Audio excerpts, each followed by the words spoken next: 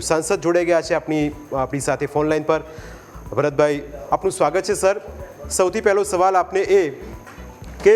જે પ્રકારની એક તો ઘટના ઘટી અને સીસીટીવી ફૂટેજ પણ આવ્યા, એક સાંસદ તરીકે પહેલાં તો આપની આ ઘટના પર પ્રતિક્રિયા, સમાજ જે રીતે એકબીજા સામસામે આવી રહ્યા છે, એકબીજા સામે ઘર્ષણના રૂપમાં પોતાનો ગુસ્સો ઠાલવી રહ્યા છે, સમાજ માટે,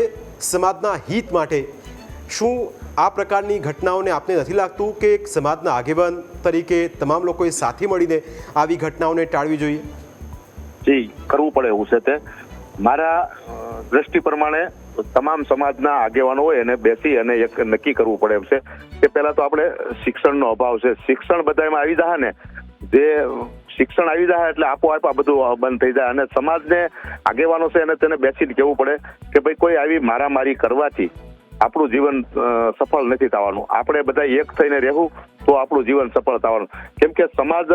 બેઠો હોય ને ત્યારે એમ કહે કે હું બેઠો છું તું જોઈ લેશ ને, એવા કૃત્ય જયારે થતા હોય ને ત્યારે પણ આવો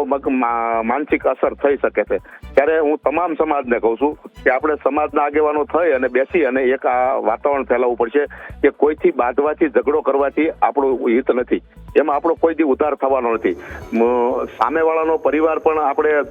સમજી લો કે કોઈ પણ પરિવાર છે એને માર્યો, એની જાનહાનિ થઈ તો એ પણ પરિવાર બરબાદ, સામે જેલમાં જાય એ પણ પરિવાર બરબાદ, ધાવાવાળા જેનું ડેથ થયું છે એ પરિવારને પછી પાછળ શું થાય છે સ્થિતિ ઈ, અને અટાણે જે પરિવાર જેલમાં ગયો છે એની પાછળ જે પરિવાર વધ્યો છે એની શું સ્થિતિ થાય છે ને એ કોઈને ખબર રહેતી નથી, અને આવા સમયે એ જે તે સમયે મારકૂટ કરી નાખે છે, પછી પાછળથી પસ્તાવાનો વારો આવે છે। સર, બીજો એક પ્રશ્ન એ થાય કે આખો મામલો જાતિ વિષયક ટિપ્પણીના કારણે વધારે ગરમાયો હોય તેવું પણ ચર્ચાઈ રહ્યું છે, પણ જે સીસીટીવી ફૂટેજ સર સામે આવ્યા એની અંદર ક્યાંય એ શબ્દનો ઉલ્લેખ નથી। ચોક્કસ કેટલાક લોકો કહી રહ્યા છે કે દુકાનની બહાર જ્યારે બંને વચ્ચે ઘર્ષણ થયું ત્યારે શાબ્દિક એ પ્રકારની બોલાચાલી થઈ હશે, જાતિ વિષયક ટિપ્પણી થઈ હશે, પણ આપને લાગે છે કે જાતિ વિષયક ટિપ્પણીના કારણે આ હદ સુધી મામલો પહોંચી જાય અને એક વ્યક્તિનું મોત થઈ જાય? સમાજ મેં પણ સીસીટીવી ફૂટેજ જોયું, એમાં જાતિ વિશે તો કઈ એવું બોલતા નથી, અને મારી એક વાત સમજી લો, જયારે ઝઘડો થાય છે ને ત્યારે મેજોરિટી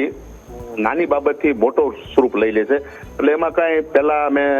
ભાઈ જાય છે પછી પાછળથી પાછા બીજી વાર જાય છે, એટલે એમાં કઈ જાતિવાદનું કઈ ઓલું થતું નથી, પણ એ જે પરિવાર છે જેની ઘરે બન્યું છે એને પણ એ ખબર નથી, પછી તો મારી તમારી જેવા ફેલાવતા હોય તો એ વાત ઉપર આપણે ધ્યાન ન દેવું જોઈએ, કેમ કે જાતિવાદ ઉપર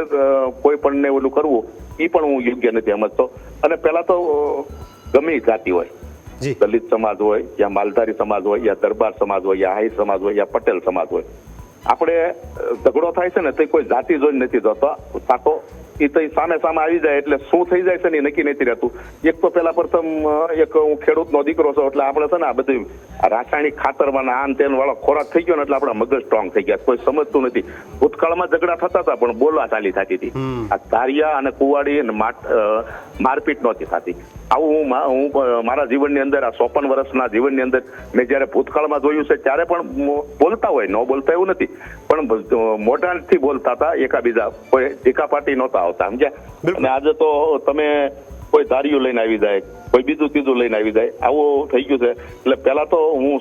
તમામ સમાજને કહેવા માંગુ છું, કોઈ પણ સમાજ હોય કે આપણે સમાજની અંદર આગેવાન થઈ અને બેસીને આપણે કહેવાનું છે કે આપણે કોઈથી કોઈને ઝઘડો કરવાનો નથી, આપણે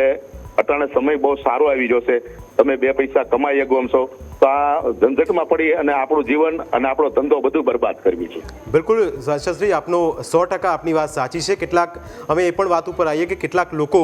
આને થોડું માઇલેજ પોલિટિકલ રીતે પણ આપતા થયા છે, કારણ કે કેટલાક લોકોને એમ તક મળે છે કે આ પ્રકારની ઘટના થાય એટલે આપણે મોટા થઈએ, આપણે એ પ્રકારના નિવેદનો કરીએ અને એનાથી રાજનીતિને વેગ મળે। આપને લાગે છે કે આવી ઘટનાઓ પર રાજનીતિ ન થવી જોઈએ, સમાજ અથવા તો એ જે સમુદાય છે બંને એમને સાથે મળીને સમાધાનનો એક સંકલ્પ કરીને એક રસ્તો કરવો જોઈએ?